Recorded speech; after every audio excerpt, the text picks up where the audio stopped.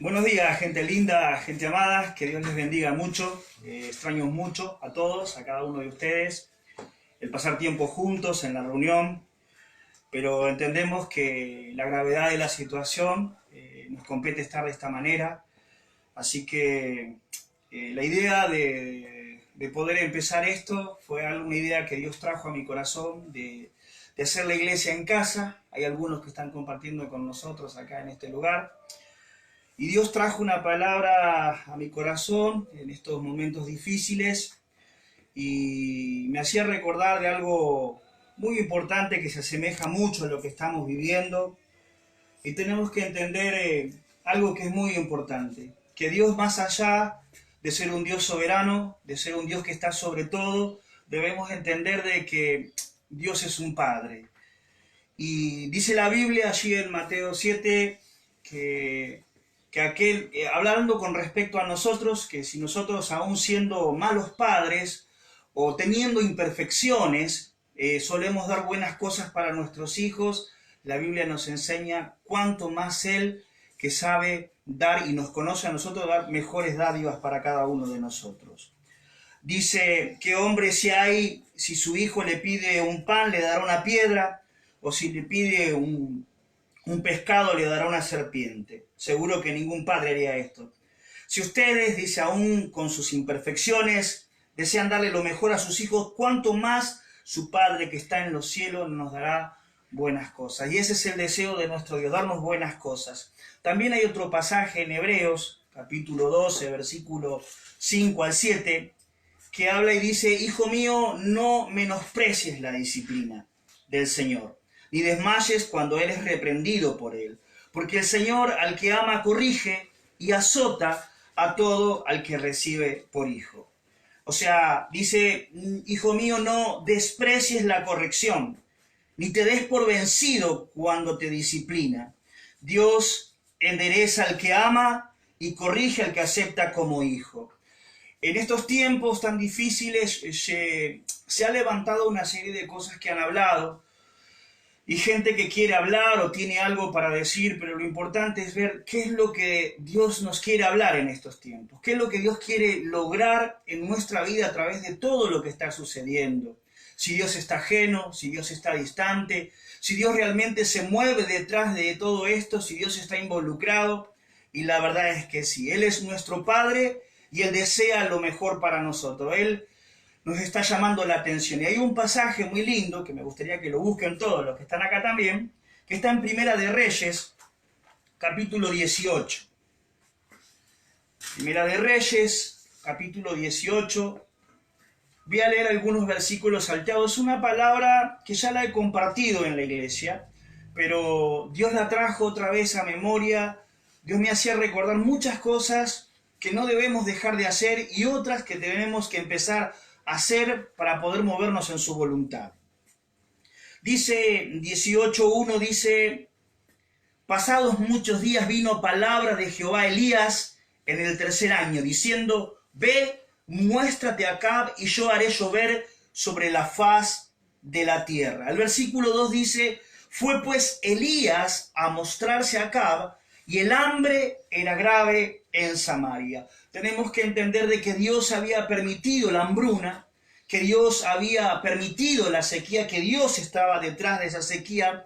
La hambruna y los tiempos difíciles nos acercan a Él. Debemos de entender que esto no nos debe llevar a desesperarnos, a preocuparnos, a confundirnos, sino empezar a buscar y a creer más en Él. Esta es la corrección, esto es la disciplina que Dios usa, pero no una disciplina mala como una forma de castigo, sino algo donde Él está queriendo llamarnos la atención para que podamos volver a responderle a Él. Él quiere enderezar nuestro camino. La confusión nos lleva a perdernos aún más, porque empezamos a desesperarnos, a preocuparnos, a no entender lo que está sucediendo, y si no entendemos realmente de que Dios está detrás de todo esto, nos vamos a confundir y nos vamos a perder aún más. Y ese no es el propósito de Dios. Hay gente que hoy quiere decir algo, gente dispuesta a decir lo que quiere escuchar la gente, que pronto van a salir de esto, que tarde o temprano van a salir de todo esto. Pero debemos de entender de que Dios ha decidido guiarnos por este camino, de que Dios quiere conducirnos por esto porque quiere lograr algo, quiere hacer algo en nuestra vida. Y está el desafío y el reto en cada uno de nosotros de poder entender qué es lo que Dios quiere hacer con cada uno de nosotros. Lo mejor que podemos hacer es acercarnos a Él, revisar nuestro camino, qué es lo que quiere hacer y qué es lo que Él quiere lograr. Ahora el problema es cuando uno no entiende que Dios quiere lograr algo a través de todo esto. Se empieza a perder todo tipo de esperanza. Cuando yo no entiendo por qué está sucediendo todo esto en el país, el otro día escuchábamos las noticias y realmente fue alarmante. Realmente fue algo muy triste ver los cuerpos, cómo caían muertos y ahí quedaban, por ejemplo, en el país de Ecuador. Y tantas cosas que hoy están afectados y están infectados y vemos la maldad y no entendemos y quedamos desorientados y sin embargo Dios nos está llamando la atención. Dios quiere que nos podamos volver a Él y que podamos creer que Él sí puede revertir toda situación, pero primero debemos arreglar nuestra vida. Lo primero que hace Elías, otro pasaje que quiero compartir ahí, es el versículo 16, 18, 16, dice: entonces Abdías fue a encontrarse con Acab y le dio aviso, y Acab vino a encontrarse con Elías. 17. Y cuando Acab vio a Elías, le dijo: ¿eres tú el que turbas a Israel, al pueblo? Y él respondió: yo no he turbado a Israel, sino tú y la casa de tu padre, dejando los mandamientos de Jehová y siguiendo a los Baales, siguiendo a otros dioses, siguiendo otras cosas. Dice también el versículo 20, dice: entonces Acab convocó a todos los hijos de Israel y reunió a los profetas en el monte Carmelo. Y acercándose Elías a todo el pueblo, dijo: ¿hasta cuándo claudicaréis ustedes entre dos pensamientos? Si Jehová es Dios, seguidle, y si Baal, id en pos de él. Y el pueblo no respondió palabra. Elías volvió a decir al pueblo: solo yo he quedado profeta de Jehová, más de los profetas de Baal hay 450 hombres. Désenos pues 2 bueyes y escojan ellos uno y córtenlo en pedazos y pónganlo en leña, mas no pongan fuego debajo, y yo prepararé el otro buey y lo pondré sobre ellos y ningún fuego pondré debajo de ellos. Quiero que busquen el versículo 30. Dice: entonces dijo Elías a todo el pueblo: acercaos a mí. Y todo el pueblo se le acercó. Y lo que hizo Elías fue en ese momento arregló el altar de Jehová que estaba arruinado. Versículo 35, 32, dice: edificó con las piedras un altar en el nombre de Jehová, después hizo una zanja alrededor del altar en que cupieran 2 medidas de grano. Preparó luego la leña y cortó el buey en pedazos y lo puso sobre la leña. Y dijo: llenad 4 cántaros de agua y derramadla sobre el holocausto y sobre la leña. Y dijo: hacedlo otra vez, y otra vez lo hicieron. Dijo aún: hacelo la tercera vez, y lo hicieron la tercera vez. De manera que el agua corría alrededor del altar y también se había llenado el agua de la zanja. 36. Cuando llegó la hora de ofrecer el holocausto, se acercó el profeta Elías y dijo: Jehová Dios de Abraham, de Isaac y de Israel, sea hoy manifiesto que tú eres Dios en Israel y que soy tu siervo y que por mandato tuyo he hecho todas estas cosas. 37. Algo tremendo que dice Elías: respóndeme, respóndeme, Jehová. Eres el Dios que tú vuelves a ti el corazón de ellos. Entonces cayó fuego de Jehová y consumió el holocausto, la leña, las piedras y el polvo, y aún lamió el agua que estaba en la zanja. Viéndolo todo el pueblo se postraron y dijeron: Jehová es Dios, Jehová es el Dios.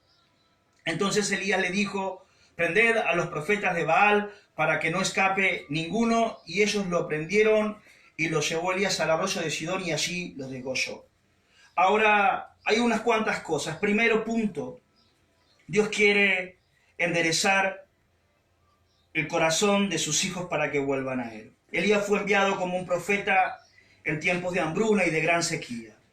Ahora, lo primero que hace Elías es y debemos entender es que Dios está detrás de la sequía, que Él nos está llamando la atención, que hoy vemos a través de estas cosas cómo se ha despertado la solidaridad en la gente.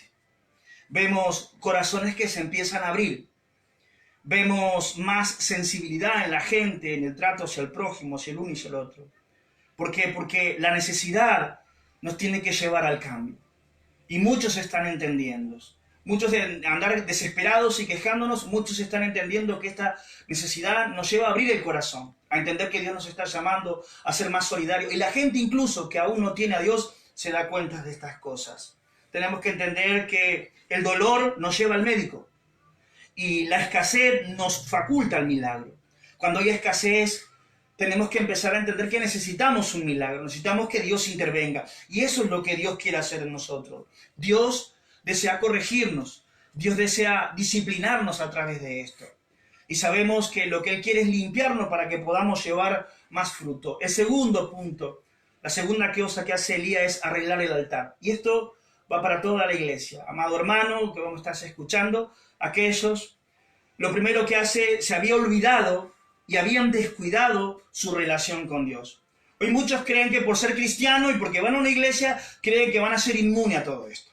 Creen que las cosas no los van a tocar, pero han dejado de orar, han dejado de buscar, han dejado de leer su palabra, han dejado de meditar, han descuidado el altar de Dios. ¿Qué es el altar de Dios? Es esa relación profunda, esa relación viva, ese encuentro que uno tiene diariamente con Dios. No es solamente suponer o pensar, sino que hay cosas que hemos dejado. Hemos dejado la lectura, hemos dejado de meditar en su palabra, hemos dejado de pedirle a Dios su guía, hemos dejado de buscar a Dios correctamente y se ha desplazado, se ha abandonado, se ha dejado. Y nosotros creemos que vamos a ser inmunes a lo que estamos aconteciendo, lo que estamos viviendo. Hay plagas que fueron tocados a los hijos de Dios.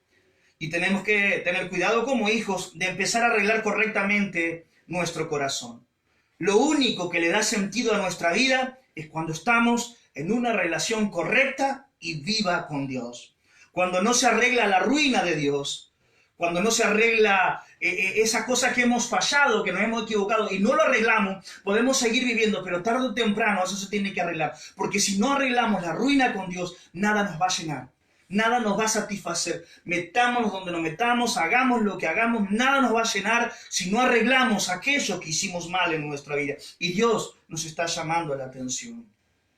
No hay nada que nos llene, no hay nada que nos pueda causar satisfacción. Ahora, muchos cristianos han dejado de orar y de meditar en sus caminos. Ese lugar de comunión con Dios ya fue desplazado, fue descuidado, fue abandonado por muchas otras actividades. Y es tiempo que pensemos, porque aquello que fue desplazado, aquello que fue dejado de lado, tenemos que empezar. Eso va a ser nuestro seguro de vida.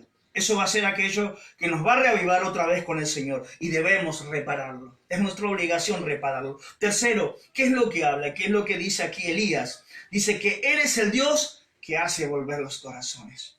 Ahora, cuando entendemos que Dios está detrás de todo esto, que lo que nos acontece viene de parte de Él y entendemos que Él nos está llamando, también debemos arreglar nuestro corazón, debemos arreglar nuestra vida para con Dios. Debemos reconocer que el camino por el que andábamos no era el que Dios nos había marcado. Tenemos que aprender a reconocer y volvernos a Dios, porque eso es lo que Él está queriendo en este tiempo. Debemos volvernos a Él y andar por el camino que Él quiere. Movernos a través de lo que dice su palabra. Permitir que Él nos guíe por donde Él quiere. Amados hermanos, quiero decirle esto. Todo lo que Dios hace es bueno.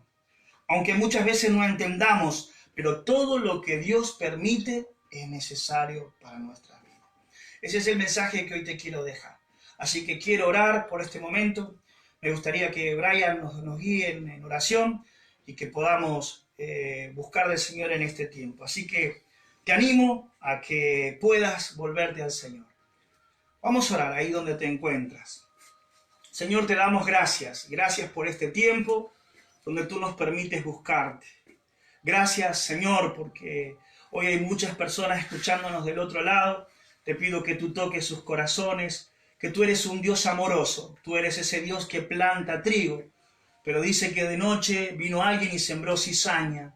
Papá, pero juntamente con el crecimiento se verá aquellos que son trigo. Señor, que esta palabra siga para motivarnos, para levantarnos, para volvernos a ti, para arreglar nuestro corazón, para no andar confundidos en distintas cosas. Señor, bendice a tu pueblo, bendice a tu iglesia y bendice a aquellos, Señor, que se están acercando a ti. En el nombre poderoso de Jesús te damos muchas gracias. Amén y amén.